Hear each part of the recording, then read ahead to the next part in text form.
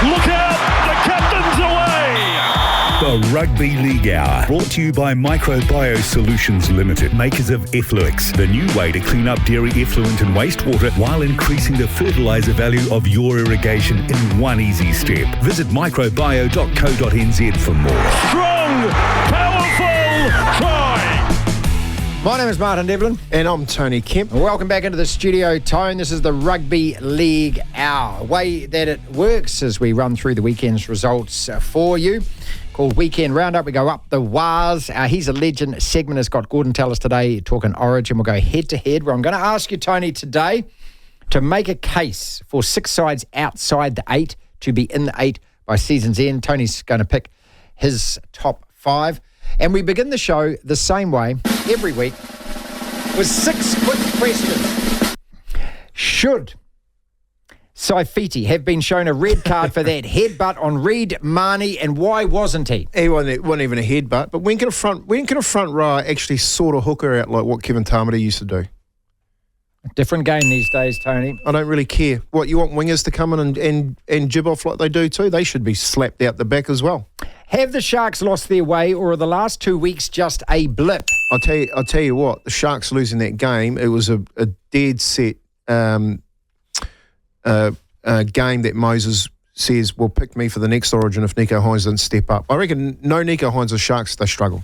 Does Wayne Bennett and the Dolphins, do they have every right to be screaming blue murder at the refs and the judiciary after the Golden Point loss to the Raiders? 100%, Marty. They both, if you put them side by side and put it on a computer screen, you'd give a penalty for both of them. 3 wins on the bounce for North Queensland after losing 5 in a row. Are they legit top 8 side again? I think they're in the mix. But I don't think they're legit. I think still their defence is a bit risky. Is it time to panic for Penrith? 2 losses in the last 3, both to sides that they should have beaten, Wales and St George. No Nathan Cleary and half their team in the Origin. Can the Eels save their season, or at 4 and 8, is it too late for them? Well, they look like Newcastle last year, don't they, with Mitchell Moses? So I'm telling you, Mitchell Moses and that side look totally different to a team that never had him in for the last 6 weeks. Who wins Origin 1? Ooh, I'm going to go Queensland. The Weekend Roundup. Just 5 matches in the truncated round, people. Eels beating the Sharks on Thursday night. Well, they're sitting at the top, aren't they? The Sharks, 2 weeks in a row they get beaten, but the one against the Eels must have hurt.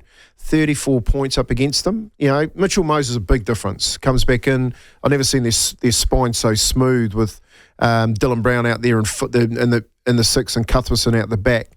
And they look like they had a bit of fun for a change. So they got Trent Barrett, new coach, Moses back.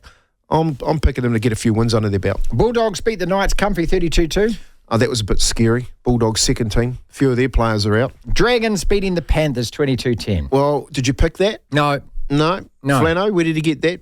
Where did he get that script from? Well, you can actually argue in about 20 minutes or so, are they going to make the 8th in the Dragons? Raiders and Dolphins, we've talked about that. God, they were robbed. I mean, Ricky Stewart's side, you know. Well, if you look at all the tries they scored, they bashed their way over. They're resilient. The Raiders. You don't want to get in a scrap with them. And the Cowboys beating the Roosters after the Roosters had a halftime lead. I watched that. I've never seen Joey Manu in a position there was late in the game where an opportunity to throw it to his winger on a sweep play and he held on to it. That was the game. He throws that pass, they go up by 8 and win it. Storm, Sharks, Panthers, Dolphins, Broncos, Raiders, Sea Eagles, Roosters in that order, people. 20 points for the top 2 sides and 14 for the team Roosters in 8th. And mind you, they share that with another 5 teams below them. Let's start with the Eels then. Can they salvage their season? They are 4 and 8. Well, they're on 10 points, Smarty. 14's the 8. So they're a couple of wins outside the 8. And given the way that the competition is, if you look at 3rd through to 14, all right, there's 8 points in it. So I'm picking that if they can go on a run, and there's going to be a couple of these sides that fall off, I think, in the top 10.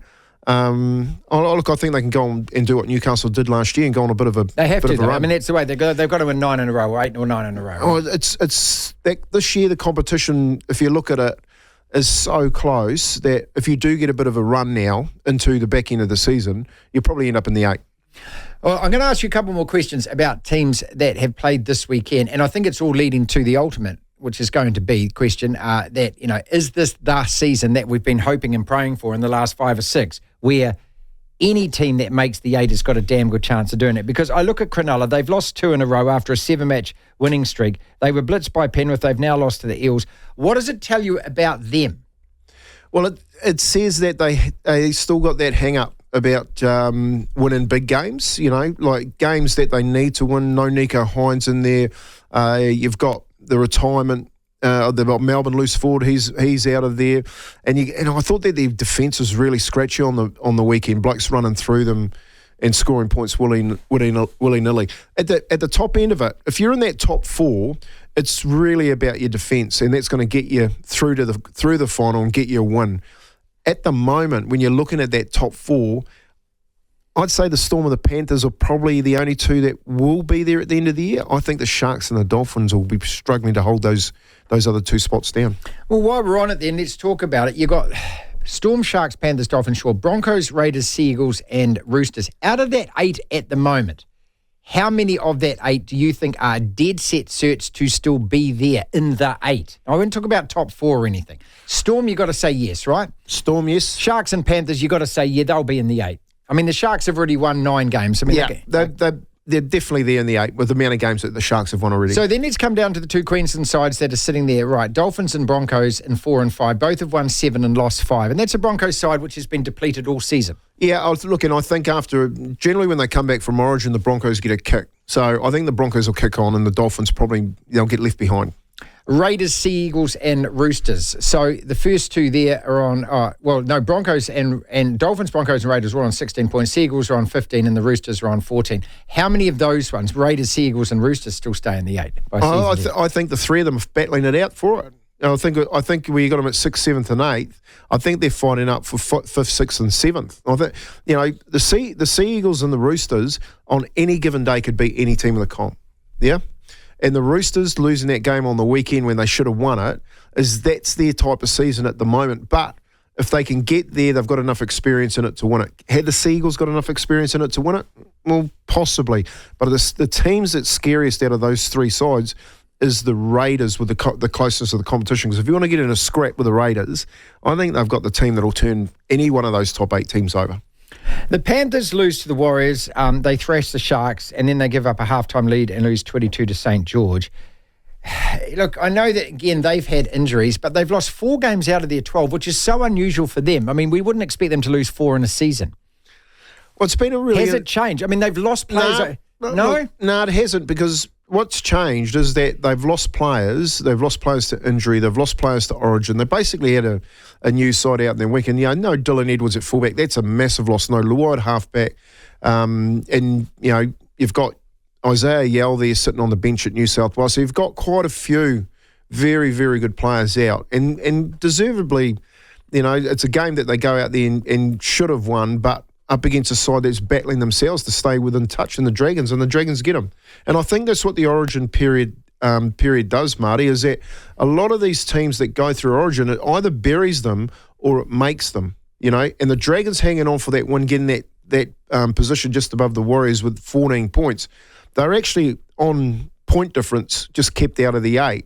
But if they continue to get a couple of wins, then they sneak back into the 8 again. So, Origin is a period where teams... they're either it's going to benefit them or it's going to absolutely smash them. Look, you got this log jam is what I love. So between the Roosters and the Dragons, and so you got 5 teams there. A couple of them are won 7 and lost 6, but the others are on evens. Bulldogs are 6 and 6, Knights are 6 and 6, Dragons are 6 and 6.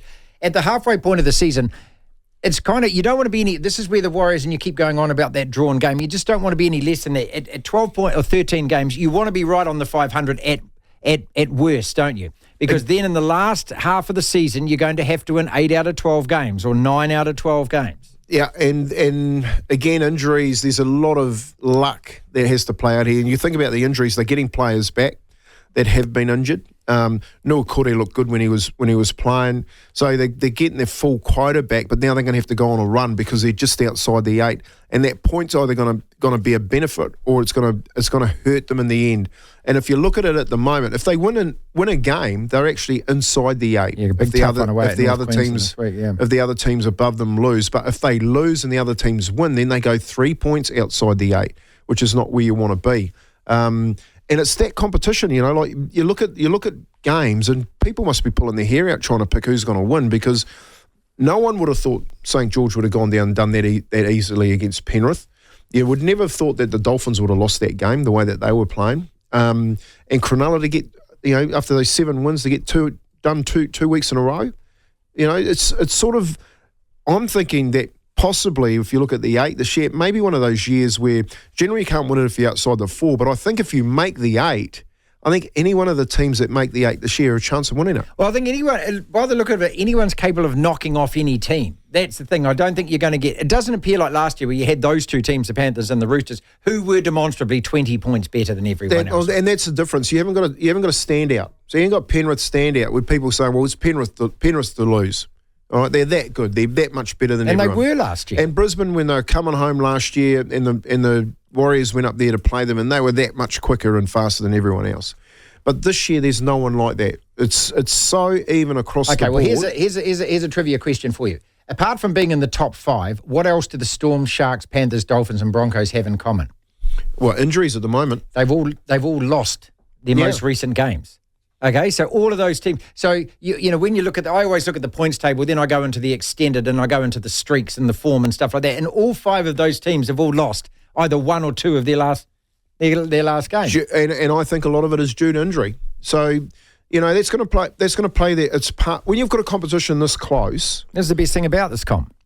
I know, and you would have thought the Warriors going in 3 weeks ago, we're saying, mate, they could be kicked out the back door here if they don't get those 2 games. They get all the injuries in the world, totally, and they go out and they beat Penrith and they beat the Dolphins, and then they go into a bye and all of a sudden they're back scratching at the 8. 5050 on the text here, people. Toby says, Kempy changes his mind like the weather in the Chathams. 2 weeks ago he said the Eels were gone and Moses couldn't change that. Now Moses and Origin sniff and the Eels are the Knights of last year. Pig and stick, pal. And that's from Toby. Yeah. Toby out there. Hey, Toby, look, I go with the flow, mate, so I don't mind saying things where Moses might not make a difference, but on the weekend, what I saw from him, I was like, actually, he does in this competition and the way this competition's going and how close it is, a massive difference. And as a premier halfback coming up against sides like he did on the weekend, like if you don't play against Moses like that, or go out and shape up against Mitchell Moses, he's going to carve you up, no matter which team you are. And he's that good. Well, who should he be playing for then if it's not these? Put him in a side that can win a premiership. Well, I think what it shows, and a lot of people have been saying this for years. I'll tell you one of the halfbacks that I'm really impressed with is that young Canberra halfback. I think when you're looking around, and we're always looking for a replacement for Sean, where does he come from? You look at that Canberra halfback and you go, man, I wonder whether or not he's a sniff. You know what I mean? But when you look at Mitchell Moses and those type of blokes, and you look at like Reynolds, Sean Johnson and Daly Cherry Evans at 34, 35, you go, mate, the competition isn't blessed with good halfbacks. You lose them, you need to be pretty... That's the premier position, isn't it? You need to be pretty good. So when a Mitchell Moses comes back and plays like that, of course you're going to stand up and have a lot. One quick word on the Origin before we talk to Big Gordy, and that is at 3:30. So you said you think Queensland win this. On paper, they win this, don't they? Yeah, the Jake Trebojevic selection at captain, Dylan Edwards, Tedesco back in, all this talk about the Penrith 3 and how they've been together for 13 since they were 13. I haven't heard anything about Queensland. And keeping quiet, aren't they? And that's because the New South Wales press dominate the Australian media, mate. I know, and I just look at it and go, Queensland just seem like they're just going back, going out there and getting the business done. Like we've got a game to win, and we're going to go out there and win it. Where all the pressure for me sounds like it's on New South Wales. They're being built up. It's about a new captain. It's about Tedesco being back now. It's about the Penrith team and what their 5'8" and their side's going to do with the blue side heading and winning this first game, which they need to win up against the Queensland side. I just think Queensland just take it all in the in their breakfast and their cereal, mate. Oh, superb! Up the wires. How good is that? Righto. Mark out of 10 for the season so far, and this is how it's gone. Loss to the Sharks, loss to the Storm, 3 wins in a row, Raiders, Knights, Rabbits. Then the draw with Manly, 4 losses in a row, Dragons, Titans, Knights, Roosters, backed up with 2 vital wins, Penrith, Dolphins, for a 5-1-6 record. Mark out of 10 is what? Ooh, mark out of 10, halfway point. I'll give him a 5 at the moment. See, I would have gone 5.5 to 6. Yeah. I'm a bit softer and fluffier than you. And also on the back of the last 2 wins. I just think that the expectation at the beginning of the year was at a mark where this is the Warriors' year. You know, No, you're buying into the hype if that's the case, mate. No, I'm not saying I bought into it. I'm saying the expectation of the Warriors was to be up there in the top 4, given the way that they finished the season last year, and they just haven't stood up to that. And they've had all their But players isn't the back. second season the most important? Everyone can have a standout, a breakout season, right? No, We saw with North Queensland. It's not their second season. They've been around since 1995. No, but I mean, second after you have a fantastic season, you've got to have this. This is why I said at the start of the year, making the 8 is so important, Tony, because once you've had a great season, like look what happened to North Q a couple of seasons ago, right? They had a great season, then they fell off completely. You've got to back it up by making the finals the next year. It doesn't mean you have to win it, but you've just got to keep being in that finals. Well, I think you've got to. It's a little bit more than that, money. I think what you got to do is you got to keep performing consistently and getting better at what you're being asked to do from your coach and your teammates. And I think you haven't seen that this year, apart from the injuries that have disrupted the side. The Whenua Blake's been a big blow up. You know, he's gone, he's back, he's kicked out of the team. Like these little distractions and the way that they've gone about this season so far, I just don't think it has been ideal for the Warriors to find themselves sitting in 13th position. At the beginning of the year, we wouldn't have picked them to be in 13th position. No, see, that's why, and I think that's why a 5 is probably right, because at the halfway point where they played 12 games, I thought that they would have won 7 or maybe 8 of those games, because that's top 4 form, right? When you look at the ladder, if you're in the top 4, you've had to win 7 or 8 or even more of those games, 9 games. They haven't done that. Well, it's a simple equation in the NRL to make the 8 is win half of your games. Yeah, well, you've got to win just more, don't you? You're 13 games or 14 games. You know, 17 teams, so you know, just under 50% of your games should get you in the 8. Mm-hmm. You know, it's not like a top 5 or a top 4. No. It's top 8. Yeah. So it's when you're not consistent is when you're going to find teams and of course their fans get a little bit annoyed because they're not seeing what they are hoping to get. And the Roosters and Manly are those two teams at the moment. Well, I would actually go further. I would go, that you could accuse the Broncos of this at the moment, the Raiders of this, the Dogs of this, the Cowboys, the Knights, the Dragons, the Warriors, all of the same. Any team, they're all 6-6 or 6-7 or 7-6, or in the Warriors case, what is it, 5-1-6. Highlights and lowlights. These are mine. The lowlights are the 4 losses in a row, obviously, and I've got to go the last 2 wins as the highlights because it was just under the circumstances, as you've mentioned, with the injuries and the attrition and everything else. If they'd lost those games, Tony, going to Penrith, we all expected, didn't we? They'd dump that game, right? And then the Dolphins after that. It could have been 3-1-7 and the season is over if that's the case. Well, look, I think if we're sitting here and they hadn't won those 2 games and they're going into the bye and they got just the 2 points out of the 3, I think we're talking doom and gloom. Yeah, we are. You know, we have to be. We got to hurry and get them back. You know, but Party is saying after what you've seen over the last 2 weeks, got to get the mix right running home, and you've got to get some runs on the board. But so do a lot of other teams. So you're not in that situation where you've got teams above you and they're clear and you've got to run. You've got teams above you and around you that could possibly go on the same run as you are. These are all called 4 points matches, like in the Premier League, it's a 6-point match, right? You talk about highlights and lowlights, okay? Highlight, and this is the scary part, mate, the crowd. Like they're selling out home games. Yeah, good call. You know, so that's a highlight. They probably need a bigger stadium. If they're sitting in 2nd or 3rd, they probably need to take it to Eden Park. No, you can't say that because nobody wants it in Eden Park. But no, why not? Who cares? Because it's not the home of the Warriors. Who cares? If it makes sense, take them to wherever you can get the bigger crowd. The low light for me is losing players in a season where you knew that injuries were going to play a big part in your season.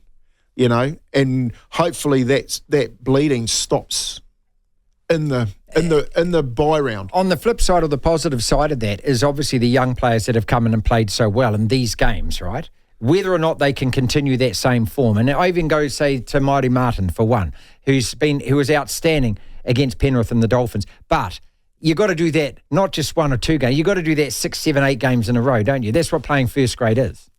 Yeah, well, they say, you've got to play 50 games in first grade before you sort of get the hang of playing in the NRL. I like Webster's mentality. You know, like I want to pick players that are going to go out there and do a job, and my expectation is that you go out there and do it. I don't really care. I'm not going to change, if I'm going to pick that line, I'm not going to change my line. So Vanilla Blake he's got a way of playing, and he wants guys to fit into that pattern, right? Well, but he's also got a culture that he wants people to buy into. So if you're going to make, fair enough. I said that to you a couple of weeks ago. You know, it's not that you have to go and find a player to play. It's like putting a player in there and saying you've got to do a job. This is your job. And I'm sorry, but it is your job. Yeah. So you have to curb your instinct. And I thought actually a great example of it was Devlin going to fullback. I thought he was outstanding at fullback. Now, I don't know how often he's played there, but he was obviously told, I just need you to do this and this. Yeah, one of the comments that have come out of camp for those 2 weeks that they were over in Australia was that they all had a look at what reserve grade were doing, and they were actually leading by example. And the first graders were feeling a bit embarrassed about that. And went out there and they all started putting some effort in. And the competition, I heard Cam Smith talk about, you know, when you're training hard but not as hard as you should be, then that's when you're not really challenging yourself or your teammates. And I think they were going through a little bit of that. And what Webster's asked them for is more effort. Like, you know, you guys are better than this, and you can't just go through the motions. And that's what the first half of the seasons look like, is that they've gone through the motions. Yeah, there's those games, like you've watched them, that you think, you know, they score those first early tries, you think they run away with it. And right from the opening game against the Sharks was like that, right? They're 12-0 in the 12 minutes or something. Who is the best? We've got a couple of minutes before we go to Gordy. Who's the best halves combination now? So you're the coach again, and you're starting the second half of the season. We're 5-1-6. You've got everyone fit. Okay, I said this 3 weeks ago. I think by default he's found out a better way to play. Oh God, you see, you can't do this though, mate, because he can't. He's not going to drop Sean Johnson. But whether he makes the change, that's what I mean. Like, don't bite your nose off to spite your face because you've got people like Toby telling you don't know what you're doing. You know what I mean? So what he should be doing, he should start Chance Nickel-Clockstead at 6. Sean goes back to 7 because he is the best number 7. Put Roger Tuivasa-Sheck back to fullback because my next question. He's a very, very good fullback, and you're not going to get the best out of him on the wing. And then put the rest of your team around him. And tomorrow, God bless him, has shown us that he can play in the halves, probably cover hooker for you, and slot in at fullback and centre. And there's your utility value sitting on the bench, because I'm telling you, Lussick just doesn't do it for me in that position. So whether or not he does that. And you put Roger at fullback. See, this is what my final question was. Where does Roger play when he comes back? Yeah, well, I mean, look, can we say the experiment hasn't worked at centre? 100%. 100%. He is not Joey Manu at centre. Okay, that's the big chat was, I'm going to come back in, I'm going to play like Joey Manu. I can tell you right now, there isn't anyone in the competition like Joey Manu at centre. He's an absolute beast, mate, isn't he? He's that good. But there's probably only a few blokes like Roger at fullback. Now, when Chance stepped up to 6, the whole shape of that game against Penrith changed. Yeah, it did. Because it put the defensive line under pressure. It's because of the way that Chance carries the ball, especially out on that left edge, and Tamori wasn't doing that. So does he make that change? I think he needs to have the courage to make that change. Whether he does or not, that's the million-dollar question, Marty. I'm picking he won't. Cowboys, Warriors, Saturday, 7:30, 3:29 it is. Let us break. We come back. Gorden Tallis is going to join us as we discuss Origin. It is tomorrow night, of course, at 10 o'clock start NZT. You're with the Rugby League Hour. 3:31 time it is. He played 20 Origins for Queensland, and to me epitomises everything about State of Origin. Gorden Tallis, it's a warm welcome back to the show, mate. Kempy's sitting next to me. Thanks so much for joining us. Hey, good afternoon, guys. How are we? Hey, good, Gordy. Hey, how's it all going, mate? Obviously, a night out. It's been pretty quiet. I was just saying to Marty, the New South Wales seem to be taking all the news, but been pretty quiet from the Queensland camp. Yeah, look, it has. Obviously, Harry Grant missed, I think, the first couple of training sessions just for the stomach bug. They said that he had a bad oyster, so he mustn't have had one of those beautiful New Zealand bluff oysters. So he's but the New South Wales, obviously, Sunday, the news broke that Tedesco was back in camp and Dylan Edwards come to a quad injury. So, look, it's a shame that it's happened for like Dylan, but I think New South Wales lose too much with the great James Tedesco coming back into their squad. Gorden, at this stage, and a day before, even in the build-up, and you've been in this position so many times, of course, I mean, is it about the other team or is it only about your team and what your blokes are doing? Well, you can't really control what they do. I think it's about what you do. It's everything you've worked on, everything that Billy Slater has put you through for the last 10 days. Obviously, you play against these guys week in and week out. I know that it's New South Wales. It's the best 17 players that they have. But it is about yourself. It is about your team. It is about the 1%ers. I think Origin is about what you do when you don't have the ball in your hands. And that's what should be going through the Queenslanders' heads at the moment.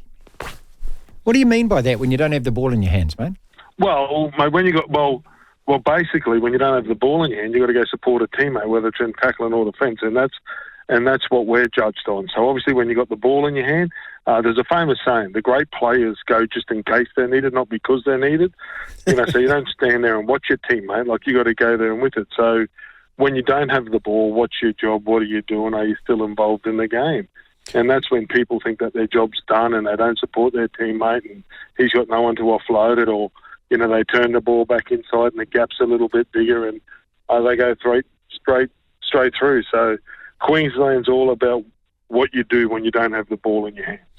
Hey, Gordy, when you look at the New South Wales side, and Madge has picked a side of toilers. When I look at the side, McInnes at the back, and even leaving up Curacao out, who is arguably the best hooker running around in the comp at the moment. I agree. Do you think he's trying to emulate Queensland? Because, like you just said, Queensland just get the job done. Is that what he's trying to achieve? Yeah, well, he's picked no-nonsense players that want to play 80 minutes and do all those little things that we know that wins games. I'm surprised about Noapi Coruscant. There's no doubt. I think he is. There's he and Harry Grant are the best two hookers in the game. There's no doubt about that. But and so much creativity. But New South Wales, they're a powerful pack with some forwards, and Cam McInnes, he's just a taller, as you said, mate, he plays for 80 minutes around the ruck, does a lot of clean-up work.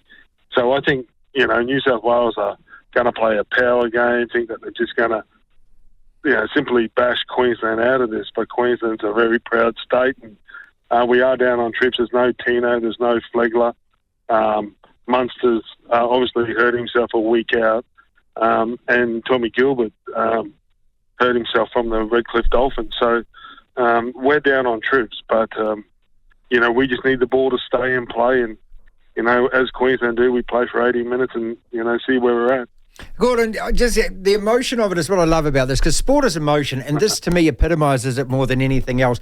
And that talk about it means more to Queensland. Does it mean more to you? Do you just want to thrash these bastards, do you? Oh, yeah, well, it was our first jersey, right? So the Warriors come in 95, right? But in all those teams in Sydney, they come in 100 years ago. So the Roosters and South and the Dragons, they're all 100 years old. The State of Origin started in 1980. So when I was 7, that was our first real represent. The Broncos didn't come in until 88. So every kid in Queensland, that was our first big jumper that we could wear. Right. That was the first one. So no, I can't say that a Queensland jersey means more to me than what Joey Johns and, Laurie Daly and those guys putting on a Blues jersey. But I know that as a Queenslander, it's certainly a jersey that we hold very highly. And I'll tell you a story, right? So Australian cricketers, they will swap a cricket bat or their test stuff for a Queensland jersey. And I've got all black jerseys at home, and they didn't want to swap any other jersey except a Queensland jersey. Wow. Yeah, that's great.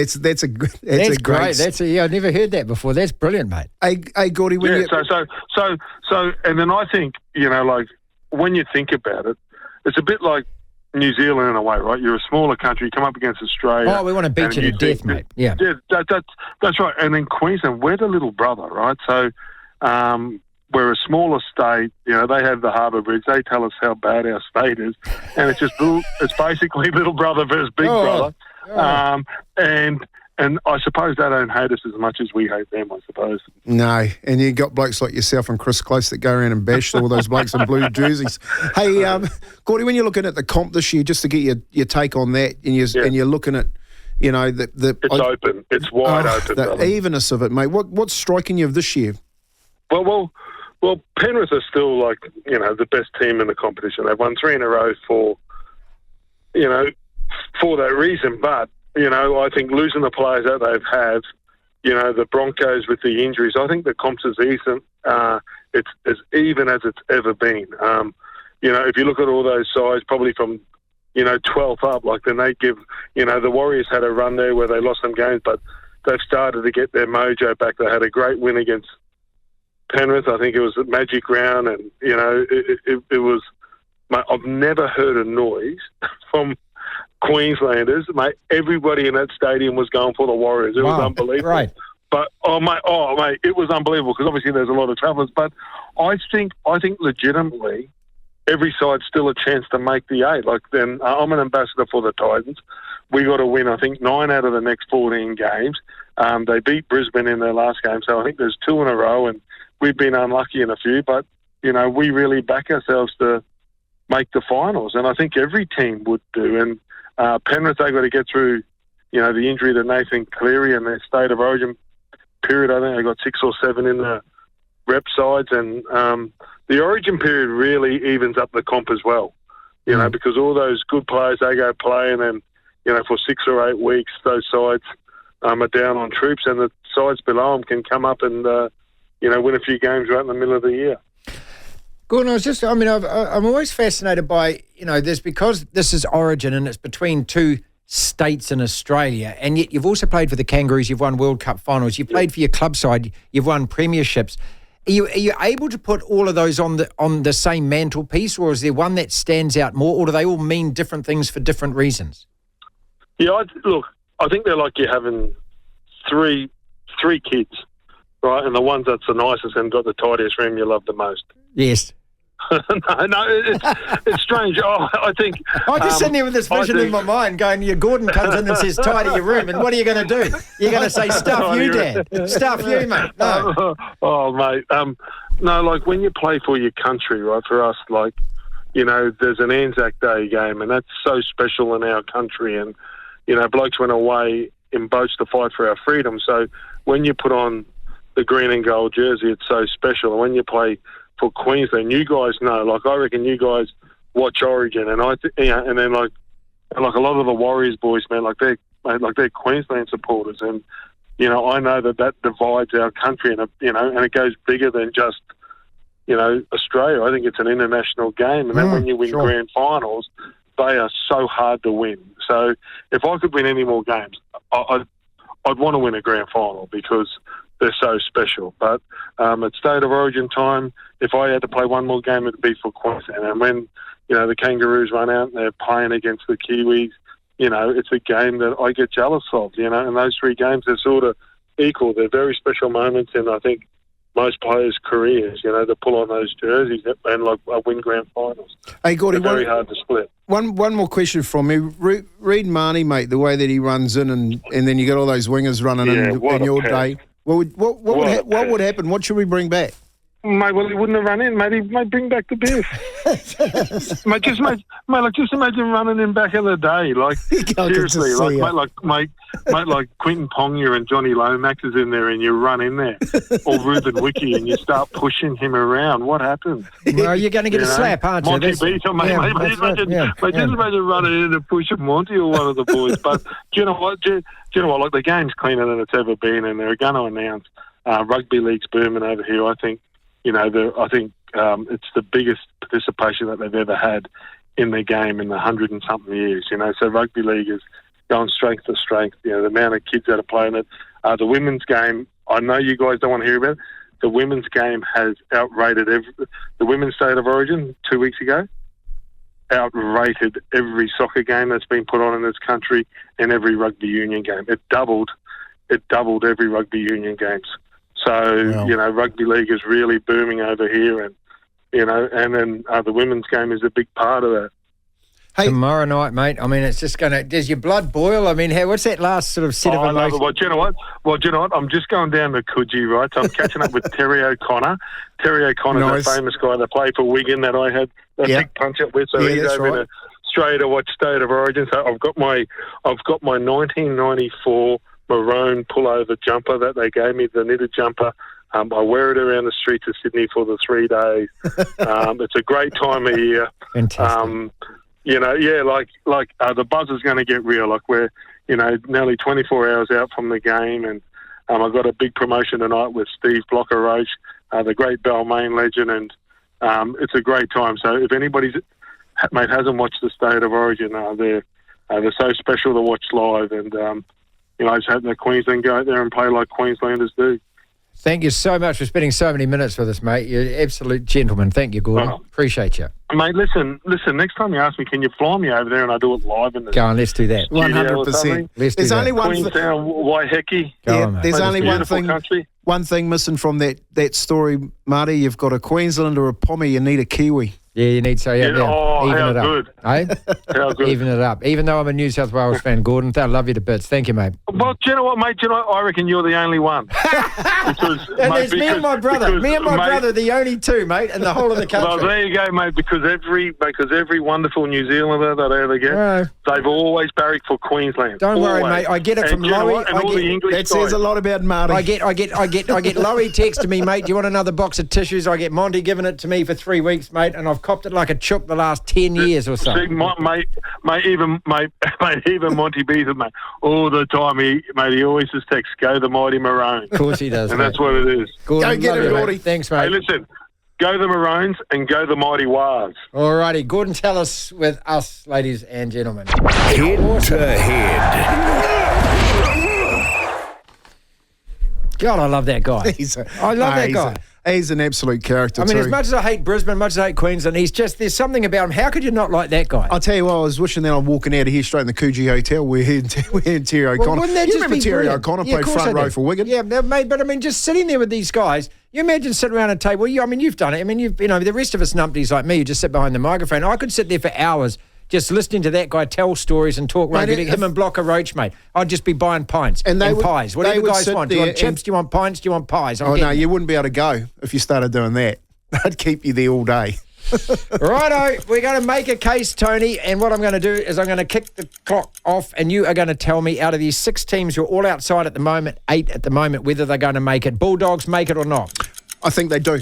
I think the Bulldogs do make it. I think what happens from here on in, they get a bit of confidence coming out of the Origin with Crichton, Burton, especially going to another level. And Kickow, I've seen in the last sort of 4 to 6 weeks start to hit the type of form that got him the premiership with Penrith. So I think Ciraldo gets them going. I think they sneak into the 8. Okay, what we're going to do, it's a little bit different because we don't have as much time today, people. So I'm just going to run you through the facts and stats around this. So you're giving, you've got to remember, at the moment, they're outside the 8. Manly and Roosters are sitting 7 and 8. So out of the 6 teams I'm going to give you, you can't pick all 6 to make the bloody 8. You're going to have to say no to a couple of them. Their form has been, last 5, beat the Tigers, lost to Penrith, lost to the Raiders, beat St George, beat the Knights. Their next 4 games are home the Eels, they get a bye, they're away the Roosters, they're home the Sharks. North Queensland are 7 and 6 at the moment. Do they make the 8? No. They lost 5, then they've just won 3. Why not? Because of their defence. I don't think they can fix their defence going into the back end of the season. And even though they have got these couple of wins under their belt, I still think their biggest problem is their defence. So I just think it's going to be too tight and too close a competition for a side with a leaky defence like that to stay in touch. They're going to come up against the better sides who actually want to make the 8, and I'm just not going to be able to keep them out. Did they beat the Warriors this weekend? No. Did the Warriors win that game? I think the Warriors win it. Their next 4 games, people, are home the Warriors, away the Raiders, then they get a bye, and then they are away Penrith. Let's look at your old mob, the Knights, who are also on 6 and 6. So no. you've ticked yes for the Dogs, no for North Queensland. No, I don't think, and I don't think after the weekend you can pick the Knights. Seriously, they are a team that are just getting by on adrenaline at the moment. Even with Ponga being out and they've won their last 4, then they get tonked up by a second-grade Canterbury side. Really shows you what that club is going through at the moment. I just don't think they're a top 8, and I guarantee you they ain't going on the same run they went on last year. Next games, people, are away the Storm. They get a bye. Then they've got the Eels at home, and then they're the Raiders away. So you've said yes to the Dogs. They don't win the next 3. You've said no to the North Queensland, no to the Knights. The Dragons are 6 and 6. Your mate Flano. No. I mean, you're buying them breakfast every morning, mate. You're showering with them. You love them so much. They might have beat Penrith on the weekend, but it was their third string side. And again, that says a lot about St. George. They could only get 12 points past them, to win that game. Any win against Penrith is a win you take, my friend. Well, you really win that one against the Jersey. You didn't win it against the Penrith side. If that's a full-strength Penrith side, they beat them by 40. I think they probably still score 22 points, but the number one Penrith team scores 40. I agree with you on this, and I go because of their inconsistency. Losing to the Roosters, losing to the Sharks, they beat the Rabbits, then they lose to the Dogs, and then they beat the Panthers. They just can't seem to string two games together, St. George, and they've been like that all season, which is why I have doubts about them. They're home the Tigers, they're away Manly, they get the bye, they're home the Dolphins. All right, the Warriors to make the 8 then. Sneak in. Yes, I'm going to say they sneak it. I'm going to say on they've got to win 8 games then to get 13 wins. You had to get 13 last year, 14 the previous year, Tony. So out of their next 12 games, they've got to get 8, right? I think Marty. I honestly think they're capable of doing it. I think they can go on a run. I think they get a lot of confidence out of it. The old legs. I think the old legs have got some enthusiasm. They've had a rest and they've watched what these young blokes have gone out and done and the amount of effort they've put in. And I think they're sitting there quietly embarrassed. That I don't think North Queensland get them this week. I think that's one you can put in the bag. They've got North Queensland away, they've got the Storm, then they've got the Titans away, they've got the Broncos at home, and then the Dogs. So they've got a really tough run of 5 games. They're going to have to win 3 of those games. Well, you can throw Penrith and the Dolphins in there. Yeah, they're going to. You know the numbers. There's only going to. I think a couple of teams that go on a run. I think the Warriors are going to go on one. Final one is, and I've skipped the Titans, even though that's Gordon's team, and I've gone for the Titans Eels. Aren't going to get there. Okay, the Titans aren't. So the Eels then, are they? No. No? Even though Bob and Toby here think that they are with Mitchell Moses, I think what the Eels are going to do is they're going to go on a bit of a run and they're going to upset a number of those teams that are actually fighting out for the 8. But when you're 8 points out at the moment, you've got a fair amount of games that you're going to win.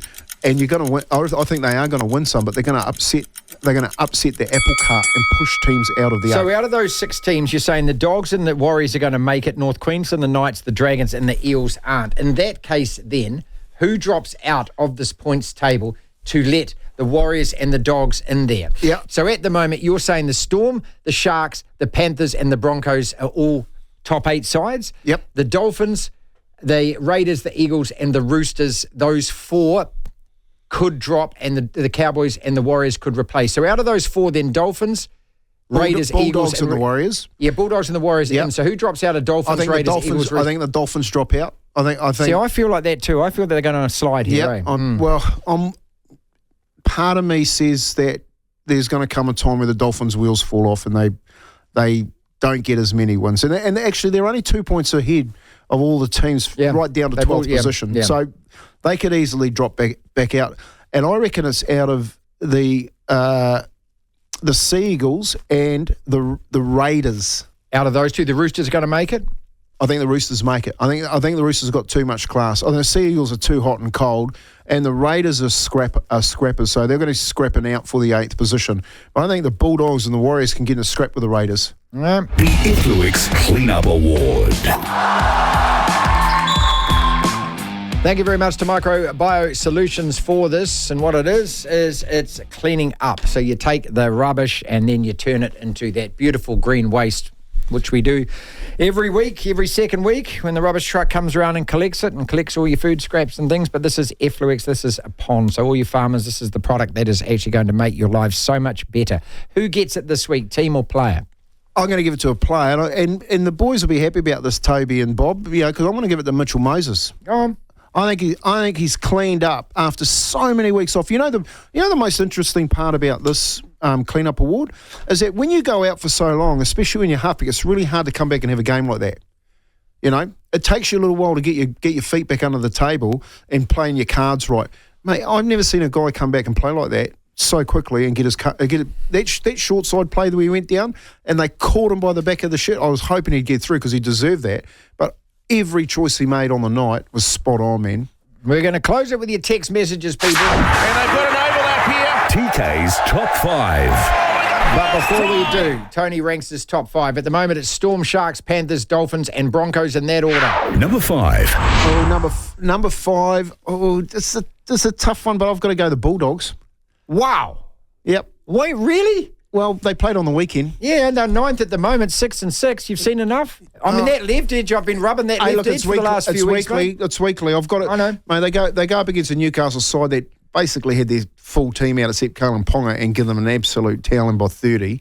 Why wouldn't you put them in your top 5? Number 4. Oh, what do you mean? The Panthers still staying there even though they lost? No, the Panthers, mate. They've won 3 in the bloody row. You wait till they get their team back. Oh, I'll leave the Panthers there at the moment. They'll stay, all right. 3. I've got to get rid of the Sharks, mate. I've got to get rid of the Sharks. I got to put the Roosters above the Sharks at the moment. Right now? Right now. I think the Roosters. That's a Rooster side that just lost to the Cowboys. I know a pass away, but I see the Roosters being a bit better than the Sharks come the back end of the season. Okay. Number 2. Broncos are my team. Yeah? Yeah, number 2. I reckon get on the Broncos after Origin.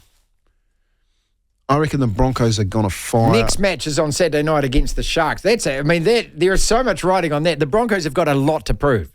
But then the Sharks, they've just lost, 2 in a row? Well, they get their 7 back out of Origin. Oh, and like I said to you, Marty, a few weeks ago, it's either going to make or break Nico Hines this Wednesday night.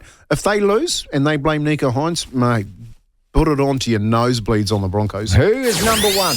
There's only one side that's number 1. They're sitting number 1 at the moment, the Storm. You know, the thing about the Storm is they've flown under the radar halfway through the season that crazy? To get where they are. Isn't that crazy? No one's even talking about them. Okay, here we go. All right, it is time then to go to the text line.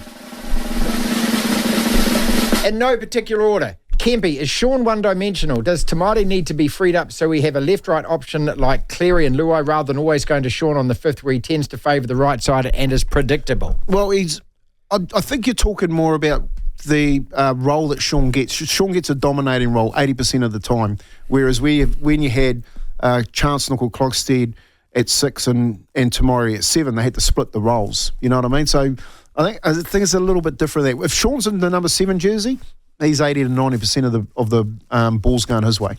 Okay. Kempy, highlight is Jazz playing the best football he's ever played the last 2 weeks. Oh, 2 weeks, definitely, for the season. He played a hell of a lot better last year. Yeah, but what a difference he makes, though, when he is able to play. And you get this guy fit, he does make a difference. He's one of those players off the bench who does define impact to me. I like this guy. I love Jazz Stavaga. He's also a champion off the field. He's a champion bloke. The thing with Jazz, if he can keep his game nice and clean, doesn't give away penalties and doesn't have too many errors in his game, what he does on a football field, he's one of the best 14s running around. Kempy, get the CTE check, mate. You need it. It's Chance at 6, RTS on the right wing, and Tane at the back with Tamati Martin at 14. We've got to get all 3 on the field and make an all-out dash at the season before we lose Sean to retirement. Hey, Toby. No, you go and get the CT check, because 2 of those 3, I said Chance at 6. Yep. Yes, you did. You did RTSO at fullback. That's right, but where did I say Tamari goes? Well, you said that he's off the bench playing 6. He's playing. I said you put Tamari Martin 14 because he can cover all those positions. All right. Full respect to one of the seriously though, you got me and you. Seriously, I've got to ask you this question. Yeah. Me and you. Roger's there, and there's only one jersey on the table. It's number 1. Roger Tane Tuapiki. Who do you put in it? Look, I have wanted Roger to play in the centres all season, haven't I? I might have to admit that I might have got that one slightly wrong because he hasn't really had the impact that I was hoping that he'd have. Look, right now, all sense and sensibility, with where the Warriors are, with this match against North Queensland, this guy is fit, he's ready to go. I'm putting him at fullback because to me, what we need now is we need him in his natural position, making decisions that he doesn't have to think about. So, and I think it's that instinct stuff, which is where Roger is best, because when he plays like that's where the opposition, you've said it before, his teammates don't know what he's doing because he doesn't sometimes know what he's doing. He's just playing off his feet, right? And then he can go left and right. I think it's a shame that the centre thing isn't going to work out at the moment, but it's just, look, you've got a guy that is really good at this. Why don't you put him doing that? It's like Will Jordan with the All Blacks, mate. I mean, we sit here and we just go, but why don't you play him at fullback? He's the best fullback we've got. Oh, no, we're playing him on the wing because we need to accommodate this guy.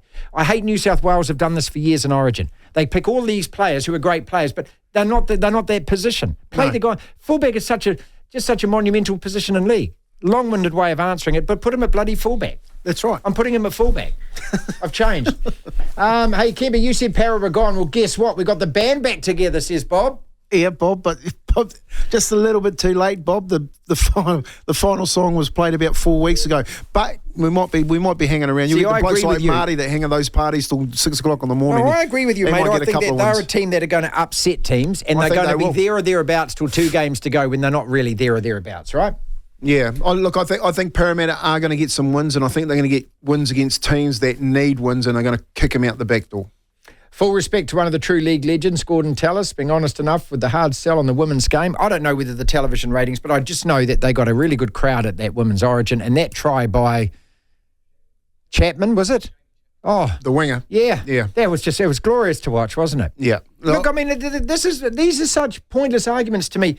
I want all the sports to have great crowds. I want all the teams to win. I want them all to be playing well. I don't kind of think, okay, I wish that sport doesn't do well because this sport is doing okay. Can't they all do okay? Well, I just think sport is a big part of our fabric in society. And I think, what was really refreshing about that was when Gordy said it had a massive growth and it's, the best it's ever been in 100 years. To me, that's like, it's warming, because we've been in such a position where everyone thinks it's a collision sport and the CTE's taken over. To hear that kids are back playing it in Australia, Australia's gone through a real tough time recently with the drop-off in kids. But the same could be said about New Zealand. Like, we're flying in rugby league over here. Everyone wants to play rugby league. National tournaments for Māori, on the weekend, just kids everywhere playing the football game. Don't really care. As long as, when you hear stories like what Gordy's saying about rugby league, whether they're female kids or whatever, it's just great to hear it's thriving. It's our Rugby League Hour for this week. We'll be back next Monday, 3 o'clock, people. The man just set up the try. That was the Rugby League Hour, brought to you by MicroBio Solutions Limited, solving environmental issues using green technologies. Visit microbio.co.nz. It started with a Mitchell try.